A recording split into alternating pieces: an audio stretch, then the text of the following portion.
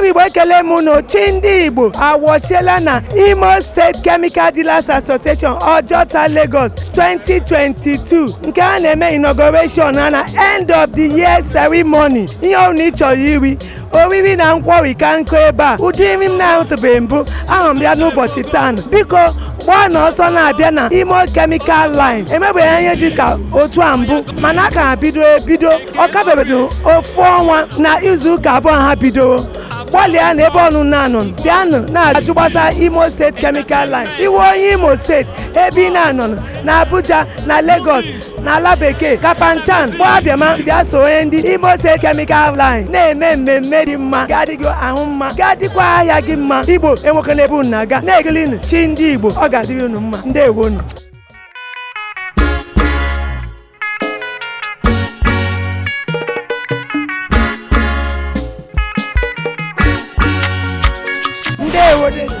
Ndewo ọ ga-adịrị gị mma. Kedu aha gị? Daalụ. Ọ bụ Nze Ọnụọha Polycarp Chijioke otigbo ịnyịnya Nze Akpa Oke. Ihe ndị a wee echiche echiri echi n'ala Igbo ọ dọpụrụ enyi n'isi member Federal Justice of Peace. Daalụ. Ndewo Nze. Ụbọchị taa dị iche ahụ na ekike gị dịkwa n'iche.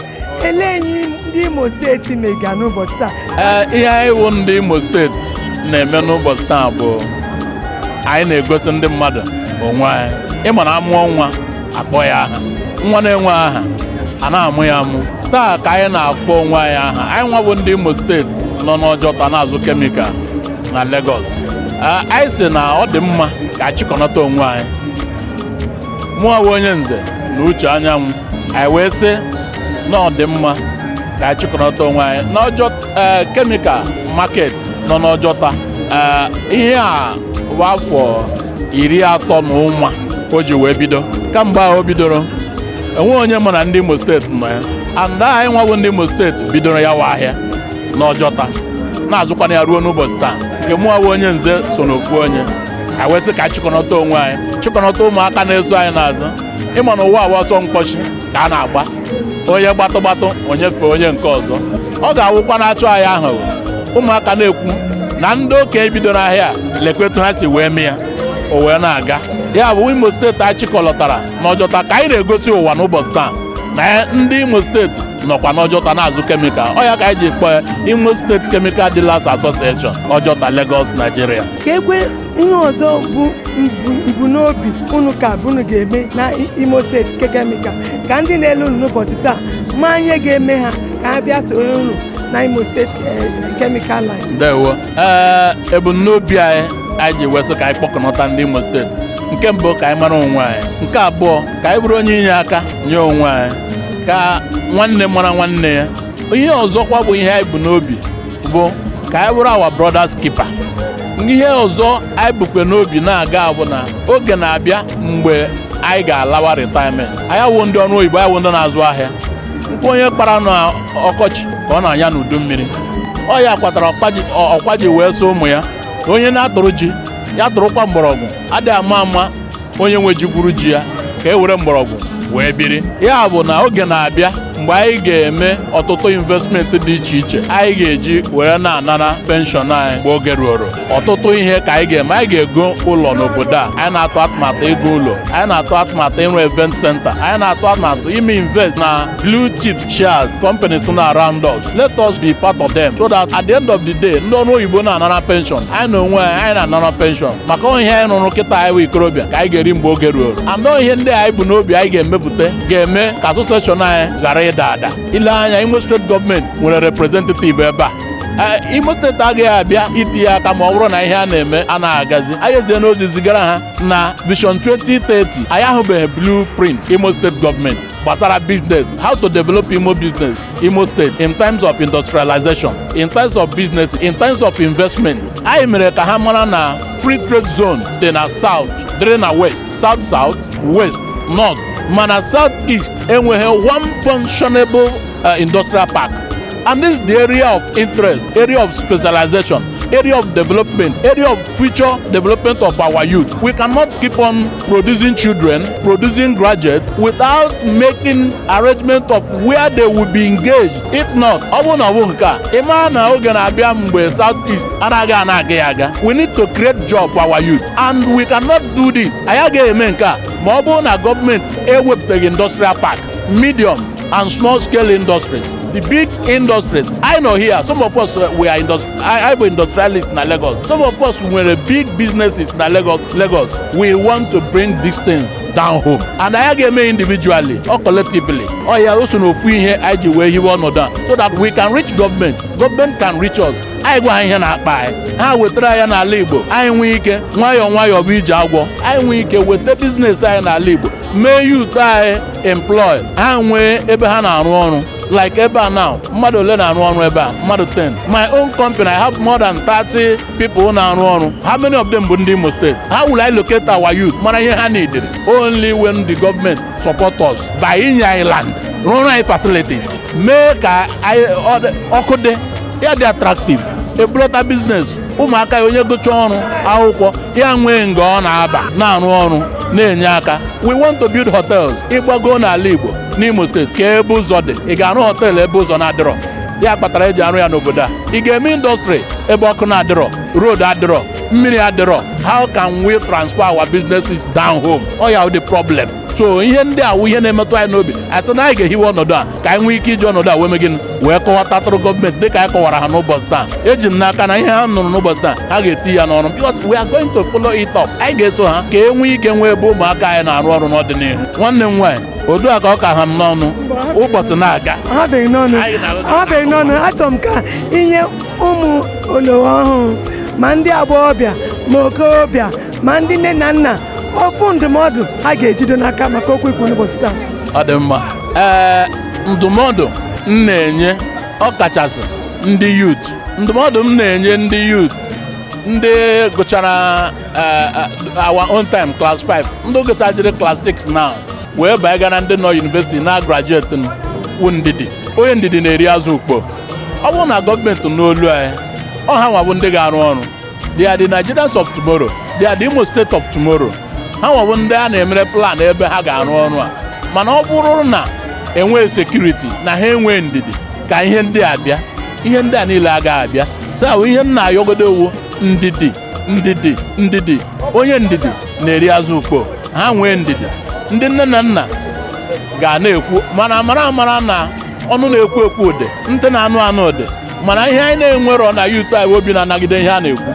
So ọ bụ na ndị youth anyị nwee ike ị na-anagide, ha nwee ndidi, oge taa aka ọ jọrọ njọ, nwa obere oge ya dịkwa mma, ọ dị mma, onye ọ na-aga eriwe. Onye ọgwụ na ihe m chọrọ ikwu, ndidi. Daalụ. Ndewo. Nwanne m nwaanyị, ele otu ị mere? Adị mma. Oke o. Kedu aha gị de? Aha m owi Agbanelo Ikenna Luke. Anyị na-azụ kemikal n'Ojota. Mụ abụ Imo State, aka ọkwa in Imo State.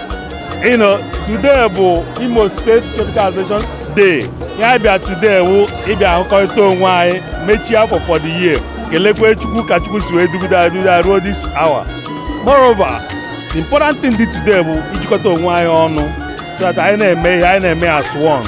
Anyị nwanago na chemical for a very long time. I decided ịkpọkọnata ụmụaka na-eso anyị bụ ndị Igbo, gwa ha ka esi eme ihe. Onye ọbụla ibugoro anya elu obere a na-atụtụta the thing o wee na-aba uru. Agwakwa ha ebe anụwa nwa chairman of the occasion sị ha nwatakịrị ọbụla chọrọ ịkpata ego ka ụmụaka ibe ya so ịkpata, ọ ga-eji nwayọọ. Onwe advice ọ chọọ ndị okenye nọgo na the business bịakwute ha, anyị enye ha advice. Ma advice ka ị ga-eji kpata ego, ma advice ị ga-eji ebi ndụ, so that ị gaghị mix up with ụmụaka na-achọghị ịbara onwe ha uru. Maka ihe ọbụla ime asị onye abụ onye Imo, ọ na-ebute aja aha and ihe ahụ ya na-achọghị. Anyị nwa ndị nọgo na chemical anyị nwere ezigbote aha. All of us, anyị nwere ezigbote, anyị nwepụ onye soil aka ya one way or the other, and special grace of God financially I had complain. Yes, we still thank God na ọ na-enye anyị na-eriju afọ, na-azụ ụmụ anyị, na-enye ụmụ anyị nri. So ịchụ ego n'ụzọ na-adịrọ mma ihe anyị chọọ ka anyị kikie against ka ọ banye ha n'ọbara na ego a na-agbara mbọ wee kpata otu ahụ ka ị ga-anọ ọkwa gbasa ịmamụ ihe mee your money but with diligence and hard work you make money that is enduring. You know, that money will serve you, serve your children and your grandchildren. Ndị ịmachọ ka ihe ụmụ ntorobịa na agbọghọbịa ndị na-etolite ndụmọdụ otu a ga-esi abata n'ahịa kemikal bịakwa so ndị iwu ndị Imo na-emekwe ka ha si eme.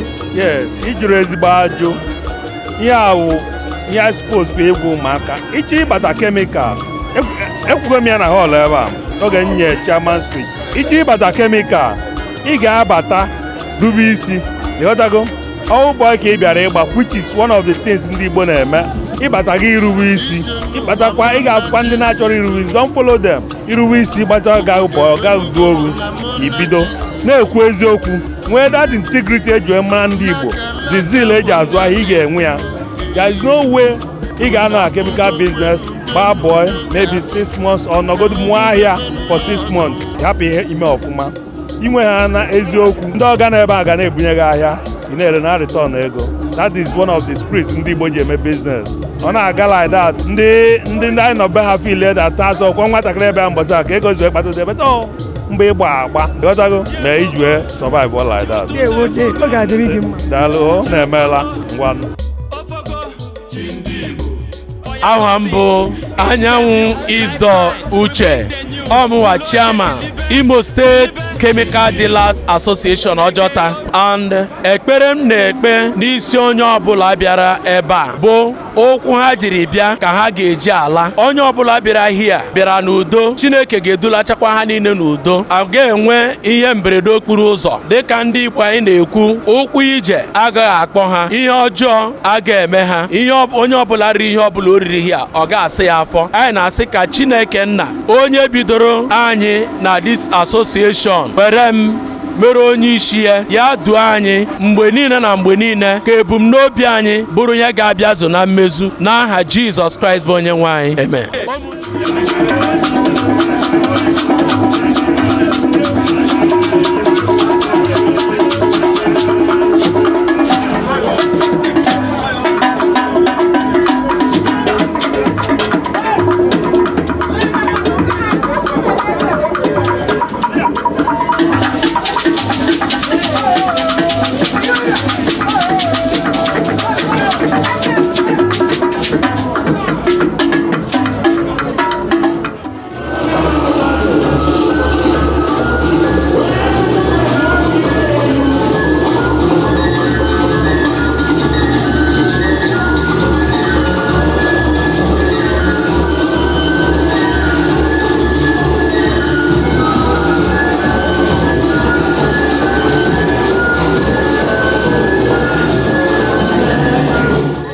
na ụmụnna m ama agwa unu ka unu na-ekiri Chindigbo nke a bụ nke anyị ọwụ nwa afọ Igbo nwunye onye ọbụla n'ebe ọ nọ na-ekirinụ Chindigbo anyị ka bidoro ebido and anyị ka na-aga n'ihu more and more ihe a bidoro taa by next year anyị ga-abanye DSTV and we will publish it all of you will see us Chindigbo ya gasị.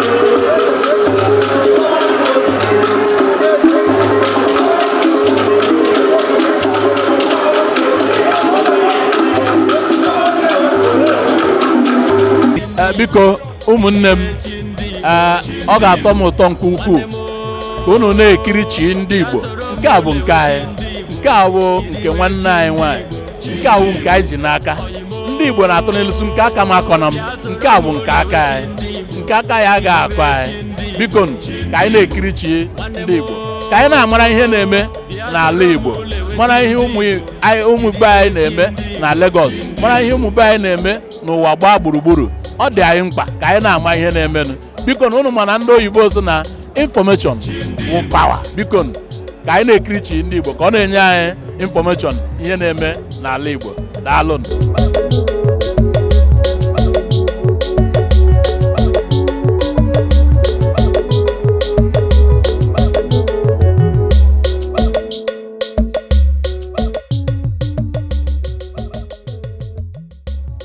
Fogo.